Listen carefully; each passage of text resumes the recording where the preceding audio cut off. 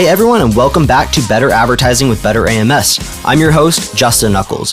For our new listeners to the podcast, we're here to share stories and advice to grow online brands, and we do that by bringing you insights from the bright minds behind them, brand founders, and advertisers.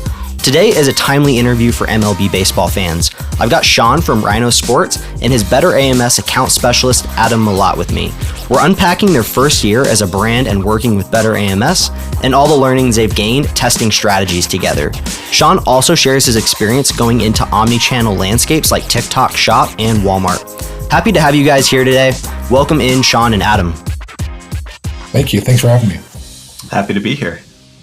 Adam, you're a returning guest of the podcast. Spend a lot of time with you here at BetterAMS. So for those that don't follow you on LinkedIn, let's start there. A little bit of background on yourself before we throw it over to Sean.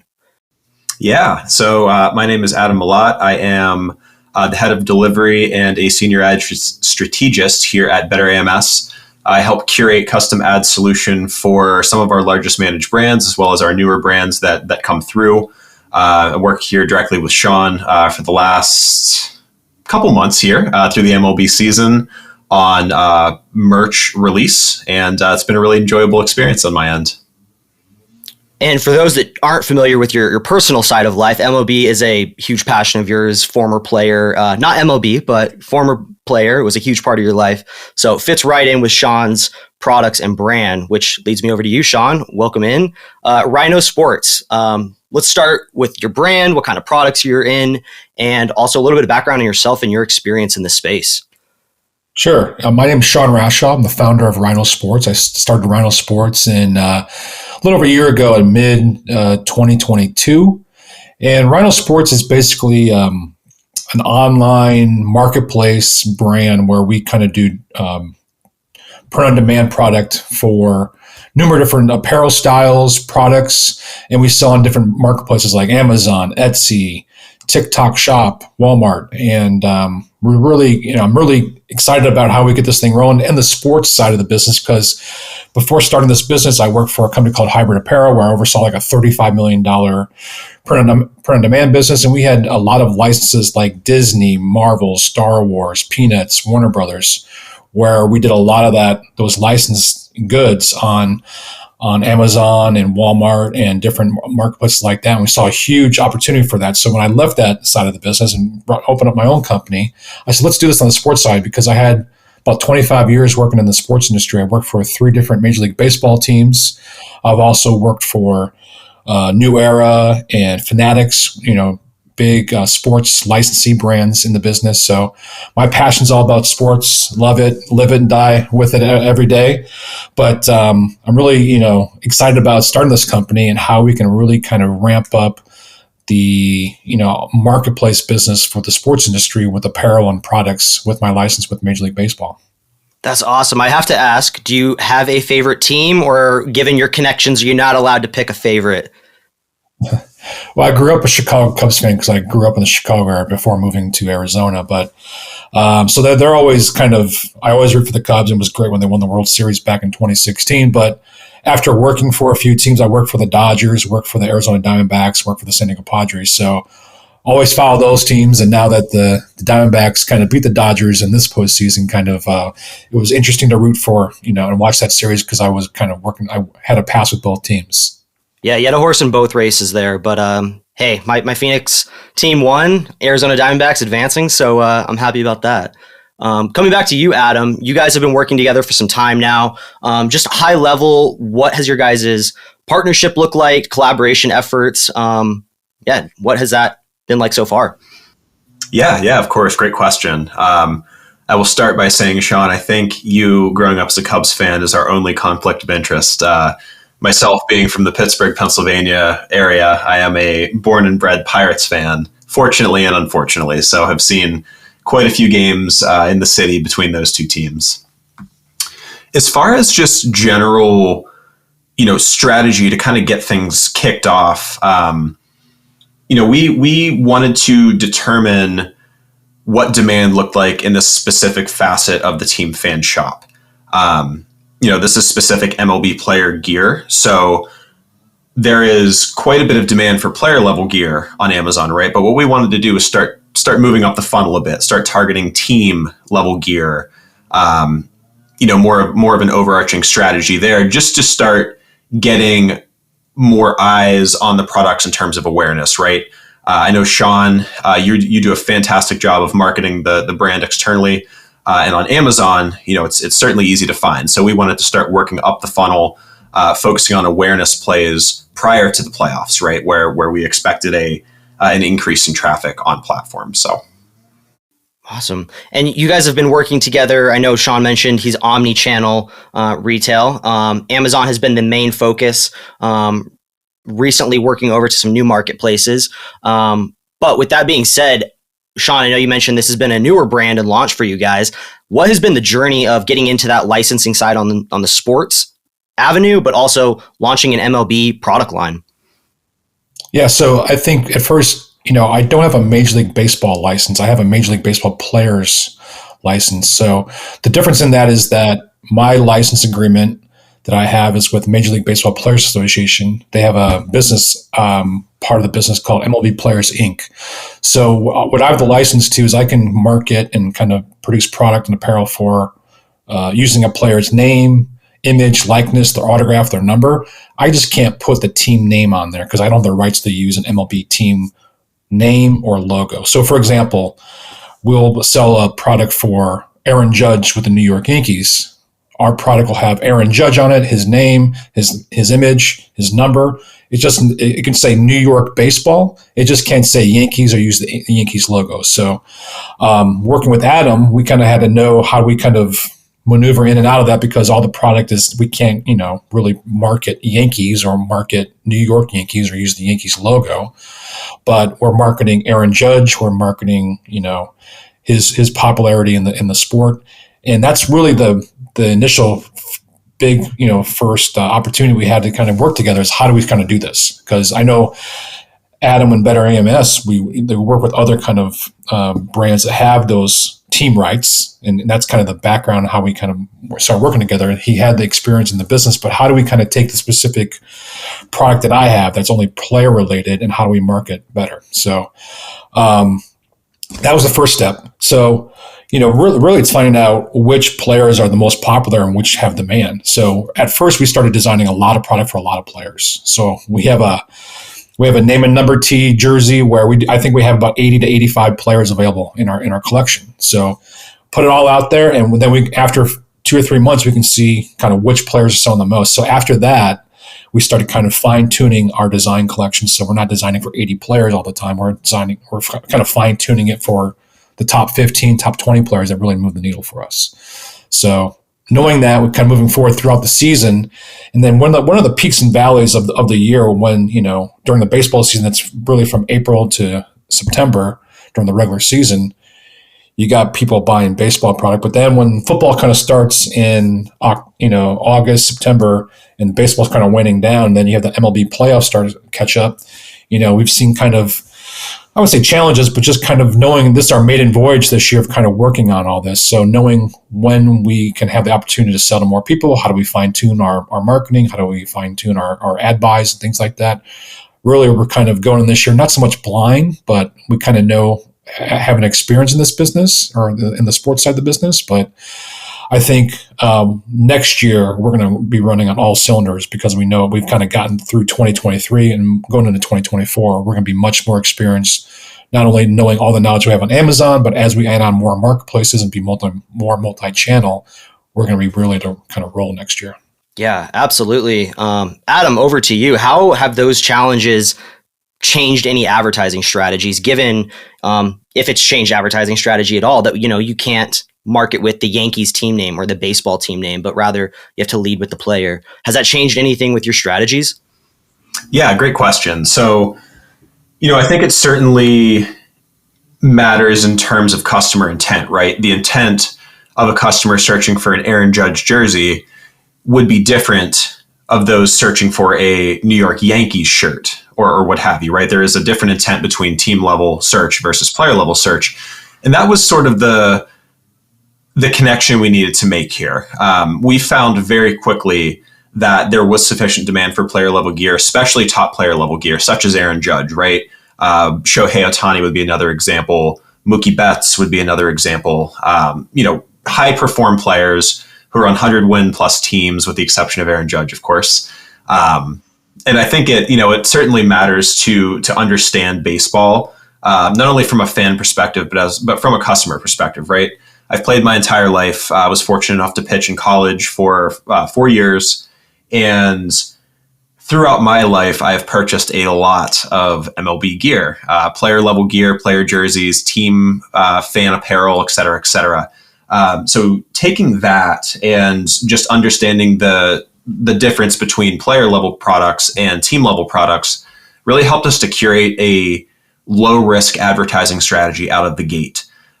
From there, the name of the game was climbing a bit up the funnel and ultimately determining how we can get eyes on Ryno Sports as a brand, but also Ryno Sports products at the team level. So, as an example, when advertising for an Aaron Judge jersey shirt, we've tested going after Yankees apparel as far as keywords are concerned, because as Sean said, there is no connection on the specific item itself with the New York Yankees, right? It's player level. So we need to get a bit creative there in terms of targeting, but we've seen some relative success with that strategy as well. It's almost thinking about working up the funnel. It's a relevant term, right? Yankees gear is a relevant term to the type of product Sean's selling, but it's a little bit further up the funnel than someone searching Aaron Judge jersey shirt, like you're saying. Right. So going back to the omni-channel point, I wanted to go back to that expansion you guys are really moving fast on. How have you, in the omni-channel space, in the omnichannel space, how are you aligning your advertising strategies to complement what you're doing on Amazon to what you're doing on TikTok? How are you making it a cohesive experience for customers? This is to you, Sean.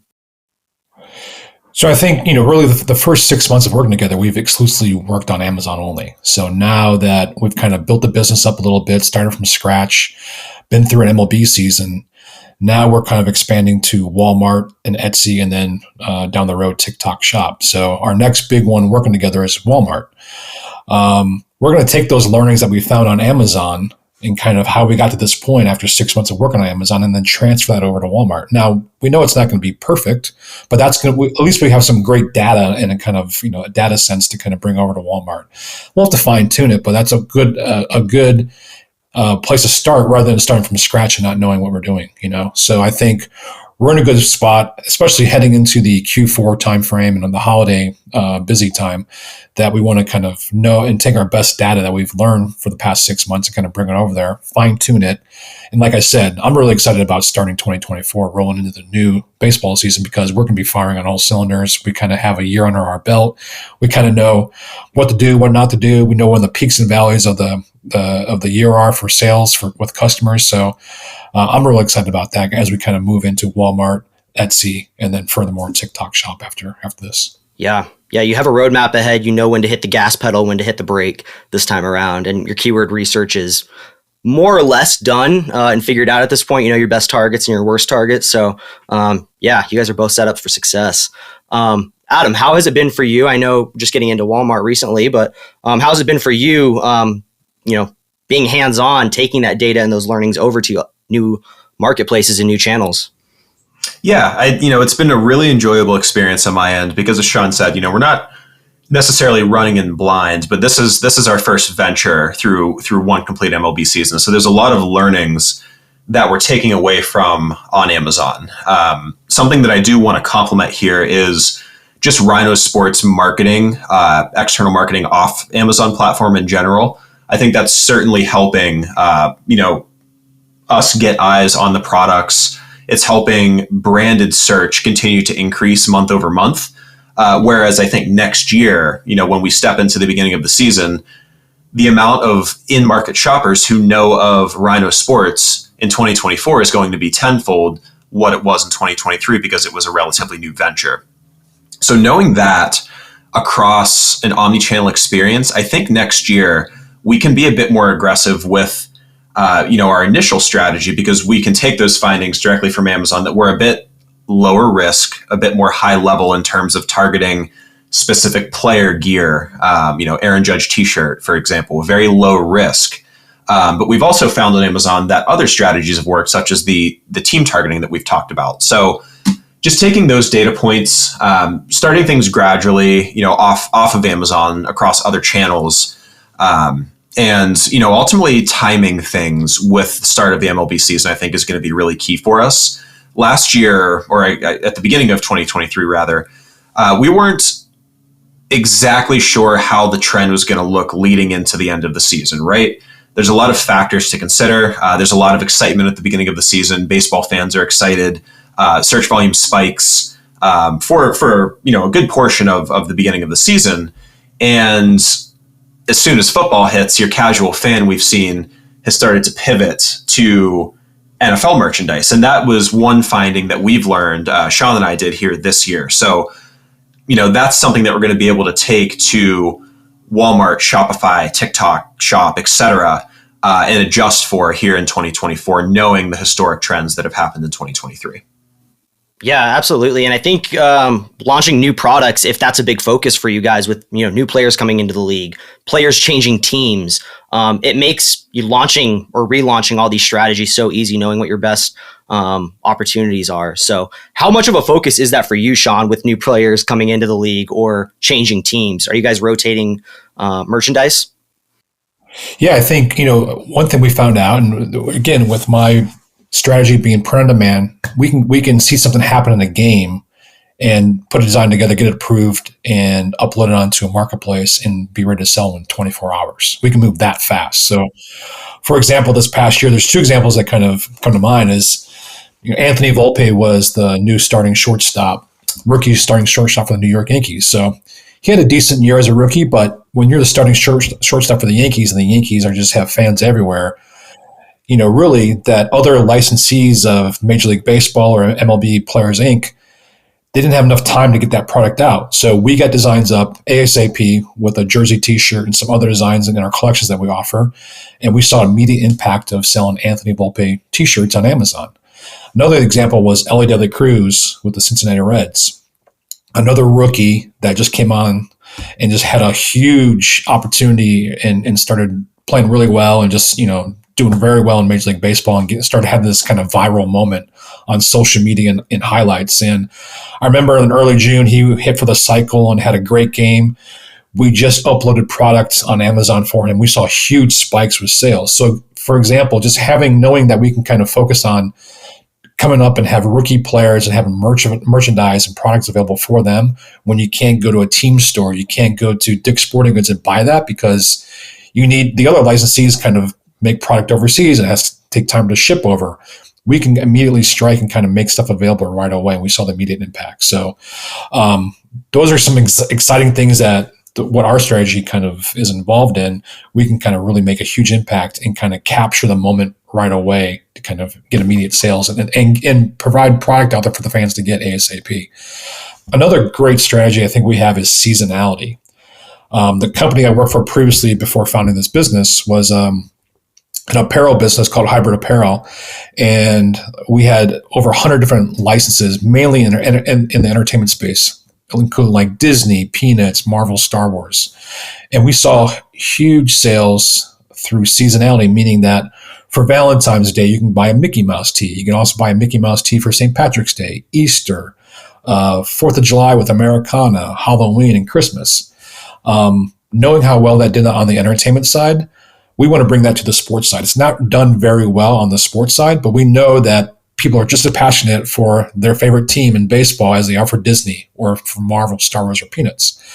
So it's almost like, we do have collections for Valentine's Day and St. Patrick's Day and Halloween and Christmas right now. But I think what our challenge is working together with me and Adam and the team at BetterAMS is how do we find that customer online and how do we get the right keywords to kind of get them to buy that? I don't think anyone's searching for an Aaron Judge Halloween t-shirt because they just don't know how to do that yet. But that person buying a Mickey Mouse Halloween t-shirt, they know what to look for. They're looking for that specific Mickey Mouse t-shirt to wear to a Halloween party, to wear trick-or-treating. So how do we make that available and how do we kind of capture that customer that wants that product or would buy it if they saw it? I think that's something we can work on moving forward because it's a huge, huge, huge opportunity to kind of put that out there and it's white space opportunities to kind of capture on. Yeah, that risk to, or that appetite to test things out and that speed to market is such a competitive advantage for you guys. I imagine 24-hour turnaround to having, a big event one night in a game to having a piece of merch ready to go to capitalize on it is insane. I've never heard of anything like that. Adam, how has it been on the seasonality side of things with testing out these new opportunities like, Halloween Aaron Judge t-shirt? How are those strategies looking? Yeah, so it's been interesting. As Sean said, there's not a ton of demand or even really knowledge that these products exist, right? Your casual baseball fan has no clue that there are Aaron Judge ugly sweater, crew necks or what have you, or Valentine's Day edition T-shirts or St. Patrick's Day themed T-shirts or what have you. So our initial challenge there is to get eyes on these products, right? And the question is how. In relation to search volume, if we go further down the funnel and we target lower risk terms such as Aaron Judge Halloween T-shirt, we may not get sufficient traffic on that listing because there's just not a lot of search volume in the way of seasonal player queries on Amazon. What we started to discover here is an opportunity in terms of cross promotion, right? Going after consumers who have viewed Ryno Sports or purchased from Ryno Sports in the past under a specific player and remarketing to them and showing them something that's in season, right? So if somebody purchased an Aaron Judge t-shirt during March of 2020 or April of 2023, right when the MLB season kicked off, we may want to show them a Halloween themed Aaron Judge t-shirt, assuming they purchased the product, like the product, they may be more apt to purchase knowing that Ryno Sports provides good quality, fantastic graphic, tons of different options across seasonal items, across custom editions, et cetera, et cetera. So I think drawing a fine line between those two strategies has been a challenge, but it's certainly been fun, and we're certainly learning a lot. That sounds like a really great plug for DSP, being able to remarket to like past 365-day purchasers, but that could be a separate DSP conversation. But yeah, I fall into that same group of audiences who, I'm not aware that I want or need something or that something exists. As a Phoenix Suns fan, I would never have thought to go look for Devin Booker Halloween gear, but I'm sure going to after this call now. So it's just being educated on something that you didn't know possibly existed. So how are you guys, towards the awareness stage of the funnel, how are you guys both working to tap into that, either on Amazon, across retailers, getting into TikTok? How are you making that awareness play to your audiences? Yeah, I think I just started this company, so marketing dollars, we've been kind of really strategic in how we spend it. So obviously bringing on BetterAMS to help us building up Amazon at first and spending all our money on Amazon ads is our first initial thing. But now how do we keep on doing more marketing as we move to more marketplaces? But I'm really excited about TikTok, with the new TikTok shop kind of coming out there and being new. If you developed content and if it goes viral, it can be a monster for you. It can be awesome. So it's like getting the right product, getting the right, whether we're developing the content or working with other TikTok shop approved content distributors that you can kind of send product to and they make their own videos and help you go viral. I'm looking forward to kind of dipping into that and see how that's going to help us. That's going to bring more. There's 1 billion people on TikTok right now around the globe. So if you hit something well, it could be a huge opportunity. So I'm very excited about that. But then, how do we do more on social media and how do we do more there? How do we have the MLB Players Inc. Group? How do we tap into help, having them reshare our social media posts that we do? Like we said, a big topic of this conversation for this podcast was this is our first season, a lot of learnings, but as we move into 2024, we know we're going to have more firepower to kind of help get more eyes and ears on Ryno Sports product with Major League Baseball Players Association to get us out there and know the different levers to pull marketing wise to kind of get us more attention. I'm excited to hear about your TikTok learnings once you get firing on that. I know everybody who's run ads over there has had nothing but good things to say about it. Super user-friendly, great results. So we'll have to circle back and hear how your experience has been there. We're excited about it. Heck yeah. Adam, what of the learnings this year are you taking into next year that we haven't already hit on? How is this going to play into your next year's planning, strategizing as you come into spring training and the start of season next spring? Great question. I think your last fact of that sentence really hit the nail on the head as far as lead-in strategy is concerned. We found pretty quickly at the beginning of the season that there's immense buildup for baseball, right? There's a slow period, a very, very slow period in American sports between the Super Bowl and baseball, where you have basketball going on, you have March Madness, but that's pretty much it. I guess with the exception of late season hockey as well, which isn't a huge market. So, there's a lot of excitement. The weather starts turning. Families get to get outside and get back on the diamond, start playing catch in the sun, starting to watch baseball games, go to spring training events, et cetera, et cetera. And I think there's a lot of opportunity there for us to generate a bit of buzz around the brand leading into the season next year. So the timing, taking the data month over month and what we've learned this year from the beginning of the season until playoffs, we're going to be able to, really ramp that up next year and start a bit earlier and a bit more aggressive, right? We were at a bit of a constrained timeline this year because the season was quickly approaching. We wanted to make sure we had sufficient coverage across our top players, or at least top projected players at the time, pretty immediately. Aaron Judge, Shohei Ohtani, Mookie Betts, Ronald Acuna for the Braves, et cetera, et cetera. Next year, we know which players sell well. We know which players are going to have MLB projections or predictions or what have you, MVP, excuse me. So we're just taking those learnings as far as the timing is concerned and implementing those as a lead-in strategy next year is going to be huge. And I also think, as far as general brand awareness and brand advocacy, these are very, very unique products. So if fans start seeing these, in their local areas, around the ballpark or what have you, I know for me, if I see an Andrew McCutchen Christmas ugly sweater crew neck in Pittsburgh, I'm going to be very curious as to know where that fan got that. And I think that's going to be a huge opportunity for us here next year as well. Just brand advocacy across those who have purchased the products, highly unique, really like them. There's not anything else like them on market at this point. So big opportunity there as well.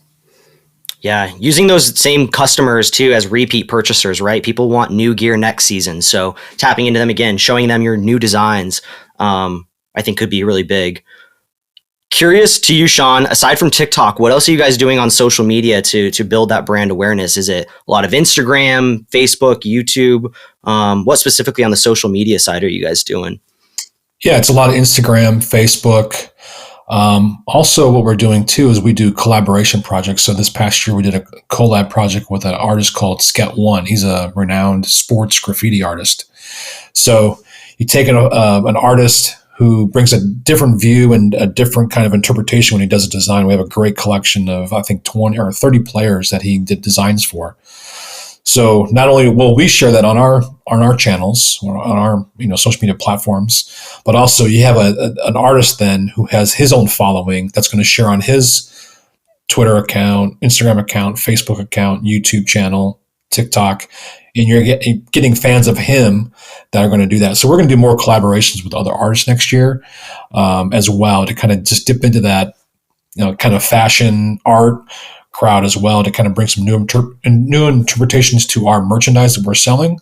But also the number one goal is to have who you're partnering with make sure they have a great social media following too, that we can kind of dip into and double dip a little bit. Absolutely. That synchronicity across the audience, making sure you're getting in front of the right eyeballs is huge. Awesome. Well, looking ahead, in whether it's in the licensing side with MLB Players Association type merch, or just the marketplaces you're going into, Sean, what kind of trends do you expect to foresee over the next year? Challenges, advantages in your favor? What do you expect to see over the next year in your space? Well, I'd like to add some more licenses. I have some ideas. I don't want to share them on this podcast to kind of keep out the competition, but I got a few ideas of maybe where we can go and who we can kind of bring on board with some licenses to sell. We also sell globally. We haven't mentioned that yet, but we also sell in Japan, in the UK, Germany, and I think as sports are now more global from the US, so you have NFL teams playing in the UK and Germany this NFL season. You have Major League Baseball played a series between the Cubs and Cardinals in London last year. I think they're going to France not next season but the year after. So the American sports are growing globally, and then also we have rights in Japan where we have a handful of Japanese players playing in Major League Baseball, including Shohei Ohtani, that are very popular there. So, we want to grow those businesses there too. So we've been, having somewhat success in Japan, but I think we can do more. I think we'll need a little bit more help in getting more awareness for the game and for the players in Europe. But I'm excited about, if Shohei Ohtani goes to a new team in Major League Baseball this offseason. Was that an if? How much more product we can sell in Japan just in the off season heading into the 2024 season. That's a huge strategy for us, and how do we kind of complement that, and kind of as more players from Japan come and play Major League Baseball, we've seen kind of players other than Shohei Ohtani do well with our merchandising sales as well. So, but again, I'm excited about bringing on more licenses, reaching out globally, and as we grow the marketplaces, we're just getting started right now. So I'm really excited about our growth opportunity, growing with BetterAMS. How do we grow together? How do we complement each other very, very well? We work well together, and just excited for the future. I'm glad to hear that on Adam. And I don't know, you're pretty confident about him sticking with the Angels there, but we'll see what next year looks like.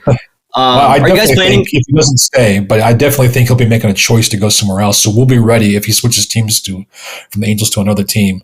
We just got to take those designs we already have, recolor them a little bit with the new team he goes to, and we're already, like I said, we can be up and ready in 24 hours to kind of capture that momentum. I think that's a really cool point that you just made, Sean, and that baseball is very different from the other American sports in that football, for instance.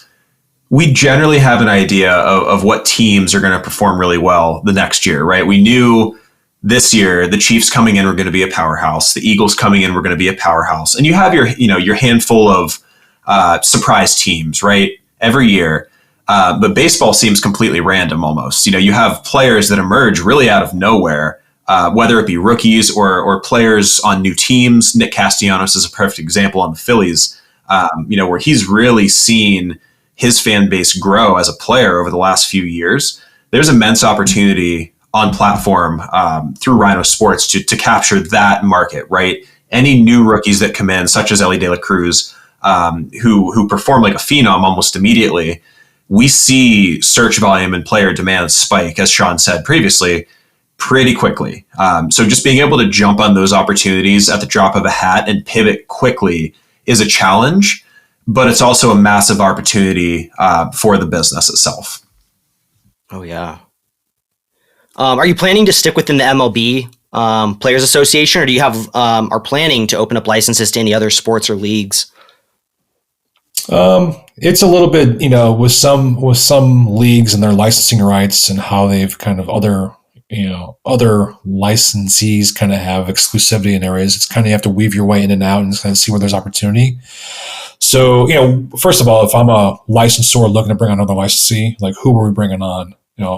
I was able to get the MLB players license because my 25 years in the sports, I'd have, relationships with people that work there that who knew I am. I kind of explained my ideas, my strategy to kind of bring it on board.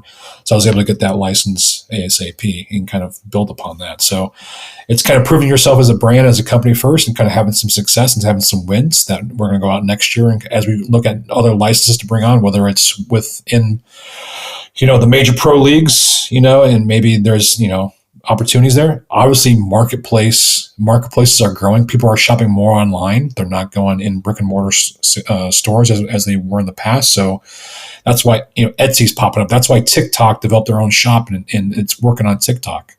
So, but there's also kind of niches where you kind of have, whether the USFL and XFL merge and become one unit together. There might be rights there. There might be rights with other kind of sports related brands or I would say personalities that we might be able to go after. I think working with Adam and BetterAMS, I'll have an idea. I'll say, hey, Adam, let me know what the search volume is for this term or for this person, for this league. I'm not going out there blindly and going getting new business and then come back to Adam and say, hey, I just got this new licensing deal. And he's like, well, there's no search volume for it. So we're working in tandem as we try to grow this opportunity, because if Ryno Sports grows, BetterAMS is going to grow. We all kind of work together. So as we kind of bring on new opportunities, we're working hand in hand to kind of make sure we're all in line. And, I have questions, and Adam's going to have questions for me. The team at BetterAMS is going to have questions. And how do we work together? Because we really want to strike and kind of make sure this works. And we don't want to waste our time and take a risk on something that's not going to work. We'll take our risk, but we're also going to make a strategic decision moving forward that it's a good bet that it's going to work. Yeah, absolutely. Well, I mean, you guys sound really well positioned within the social media space for the type of merch that this is. Coming in from an outside perspective, like, again, I'm more of a NBA sports fan myself. So that's a lot of the ways I find merch is, through social media and being shown a really cool piece that didn't know existed. And that's how I get hooked. And then I'm going back to that same brand because I love the product the next year for the next piece of merch. So I love the game plan. I'll have to check in with you guys a little bit later on to see how it's been going once next year rolls around. But last couple questions here for you, Sean. If anyone was looking to go into the omni-channel space like you're going as aggressively as you are, what advice would you recommend to expand? That's a good question. I would say find your niche of what you want to do and do your research before you do that. You might have some great ideas, like if I develop X, Y, and Z, and build a business around it. But have you really researched what the opportunity is? Do you know who your competitors are? Do you know how competitive it is? Have you, kind of got some feedback from a guy like Adam at a company like BetterAMS to kind of say, oh, how much is going to cost to market? Because you might be going after some very high price search terms that are very competitive. So it's really doing your research and kind of finding your niche. Our niche, what I researched is there's not a lot of other brands or other licensees that kind of have really the specific MLB player rights. There's other people that have MLB rights that can sell a team logo t-shirt and things like that. But, as players become bigger icons and have their own social media following and they become their own brands, right? I'm betting on that people are going to be more a fan of Aaron Judge, and whether he's a Yankee, a Dodger, or Red Sox, or wherever he goes, throughout his whole career, they're going to follow him. So if I have the rights to put Aaron Judge on a t-shirt, a coffee mug, a water bottle, whatever you might have, I'm going to develop that fan base because people want to buy an Aaron Judge item. And that's what I'm kind of banking on moving forward. So that's what my niche is player-related sports memorabilia that I can kind of, put on a t-shirt or whatever. So that's my niche. And I think, when you go out there and you sell on Walmart or you sell on Etsy or you sell on these items, you have some competition, but it's not flooded. It's not like you're kind of selling a vacuum cleaner and you have all these different competitors and people are trying to knock you off and going, low price, low price, low price. We can kind of come with an offering and have a merchandise strategy where we can get a decent price, not total premium price, but a decent price for what we're offering. We don't have to go low to the bottom. It's all discount pricing. Right. And Adam, I want to throw the same question to you. What would you recommend to any brand that's trying to go omni-channel? What should they consider from the advertising perspective? Yeah, great. Another great question. I think just from an overarching perspective, it's really, really imperative that you understand your competitive landscape within the niche that you're entering. For Sean and I's partnership, it was very evident from the first few conversations that we had that Sean had a fantastic understanding of the market, of the player, of the customer demand for MLBPA gear, and he understood his products and the competitive landscape thoroughly. So, I often describe advertising as a reflection of a lot of different things: your overall marketing, your listing, your product quality, your price points, your competitive landscape, etc. It's tough to take any product that there isn't sufficient demand for, or maybe isn't high quality or whatever, and make the advertising numbers look pretty. In this instance, we had a fantastic understanding of strategy moving into the beginning of the season. We had a fantastic understanding of competitor landscape moving into the beginning of the season. And we knew what was low risk versus what wasn't low risk to start. So long-winded answer, but I think just having a general deep understanding of the niche that you're entering is the most important aspect. I think that was a huge takeaway I had about your guys' relationship is the collaboration pre-product launch, saying, is there opportunity here? And a lot of brands, build themselves up and say there's an opportunity there and go in and see, Walmart doesn't look like Amazon, or whatever new opportunity they're excited about isn't the opportunity they were sold on. So I'm glad to hear that about you guys, that you guys have that type of collaboration and relationship. But have to link up again next year. I'd love to touch base after the spring training season and see how things have been going for you guys.